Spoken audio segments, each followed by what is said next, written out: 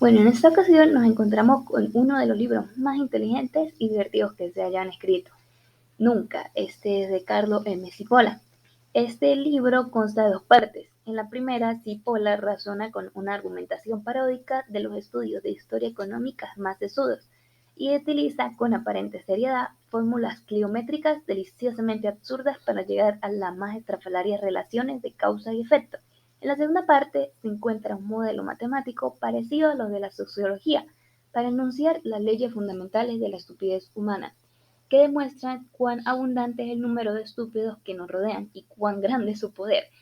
En esta ocasión vamos a hacer énfasis y vamos a hablar sobre la segunda parte, en la cual enumeramos las reglas de la estupidez humana, o bien conocidas las leyes fundamentales de la estupidez humana. Entonces, comencemos. La primera ley fundamental. La primera ley fundamental nos dice que siempre e inevitablemente cada uno de nosotros subestima el número de individuos estúpidos que circulan por el mundo. Esto es debido a que las personas que uno consideraba racionales e inteligentes en el pasado se revelan después, de repente, inequívoca e irremediablemente estúpidas. Y día tras día, con una monotonía incesante, vemos cómo entorpecen y obstaculizan nuestra actividad individuos obstinadamente estúpidos, que aparecen de improviso e inesperadamente en los lugares y en los momentos inoportunos. Una forma para entender la primera ley en nuestra sociedad es, por ejemplo, la cantidad de personas tierraplanistas que hay. Uno no creería que es un número tan grande como el que es. Entonces, nos movemos a la segunda ley fundamental, el cual nos dice que la probabilidad de que una persona determinada sea estúpida es independiente de cualquier otra característica de la misma persona. Cipolla dice que uno es estúpido del mismo modo que otro tiene el cabello rubio. Uno pertenece al grupo de los estúpidos como otro pertenece a un grupo sanguíneo. En definitiva, uno nace estúpido por designio inescrutable de la naturaleza. La prueba de que la educación y el ambiente social no tienen nada que ver con la probabilidad de ser estúpido nos los ha proporcionado una serie de experimentos llevados a cabo en muchas universidades del mundo.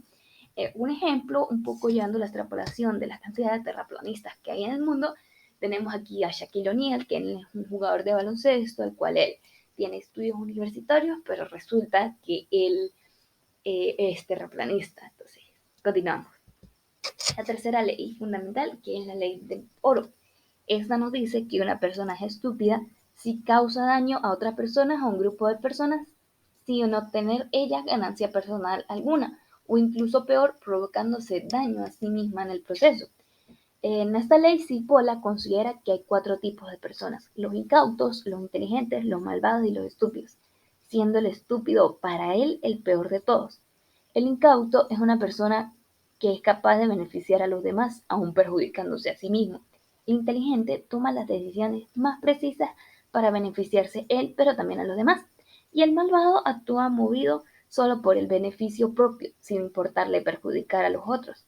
En cuanto al estúpido, bueno, el estúpido, como bien ya se dijo, es esa persona capaz de perjudicar a los demás sin beneficiarse él o incluso perjudicándose.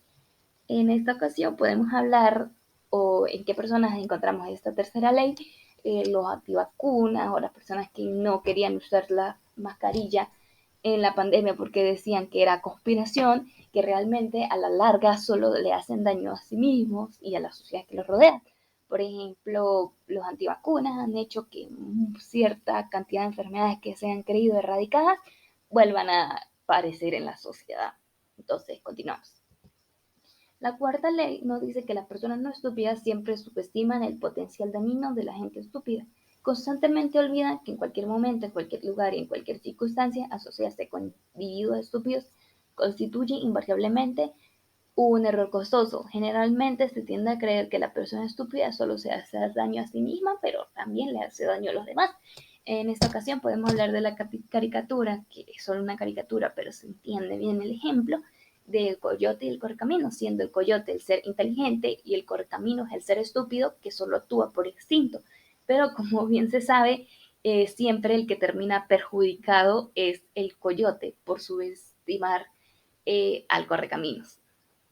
Entonces continuamos y la quinta ley nos dice que la persona estúpida es el tipo de persona más peligrosa que puede existir. ¿Por qué? Como hablamos en la tercera ley, tenemos los incautos, los inteligentes, los malvados y los estúpidos. Las personas incautas no tienen aporte a la sociedad porque se restan ellos, pero suman los demás. Las personas inteligentes sí aportan a la sociedad porque quieren lo mejor para todos. Las personas malvadas solo actúan en beneficio suyo. O sea, al final no aportan a la sociedad, pero si tuviéramos una sociedad llena de estúpidos que al final solo se resta, donde se puede empobrecer una sociedad o hasta una nación.